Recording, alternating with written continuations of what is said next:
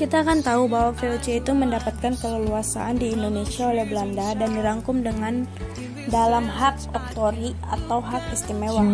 Walaupun begitu, VOC harus tetap tunduk kepada pemerintah di negara Belanda. Di samping itu juga, VOC melakukan pelayanan hoki, yaitu misi pelayanan Belanda yang ditugasi untuk mengawasi dan menangkap atau mengambil tindakan terhadap penduduk pribumi yang dianggap melanggar ketentuan para Belanda.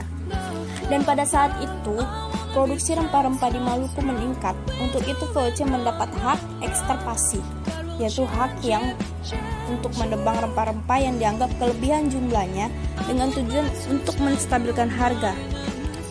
Nah, kemudian VOC juga mendapatkan hak memungut pajak. Yang pertama, verpligting leverage. Yang kedua, kontingen.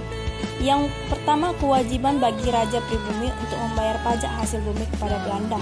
Dan yang kedua, pajak sewa tanah yang harus dibayar rakyat dengan hasil bumi. Nah, struktur organisasi VOC. Awalnya pengurus VOC itu 60 orang.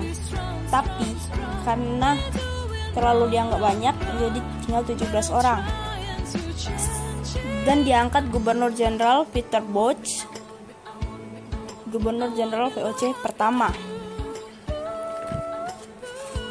Perkembangan VOC pada tahun 1623, usaha VOC semakin berkembang. Berkembangnya pesat dari berhasil menguasai rempah-rempah di Ambon.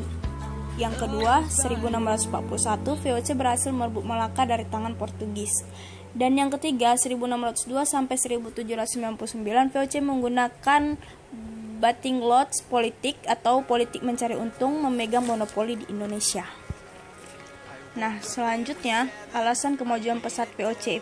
Yang pertama, VOC adalah organisasi dagang yang tertib dan para pengurusnya bekerja keras. Yang kedua, banyak kerajaan di Indonesia yang mudah dikuasai VOC karena politik adu domba. Dan yang ketiga, para pedagang di Nusantara belum memiliki kesatuan dan persatuan. Kebijakan VOC. Kalian bisa lihat di situ ada kebijakan-kebijakan VOC-nya. Yang pertama, menguasai. Yang kedua, melaksanakan politik. Yang ketiga, mengangkat seorang gubernur jenderal. Yang keempat, melaksanakan hak otori. Yang kelima, membangun pangkalan. Yang keenam, melaksanakan pelayanan hoki. Dan yang terakhir, melaksanakan hak ekstirpasi.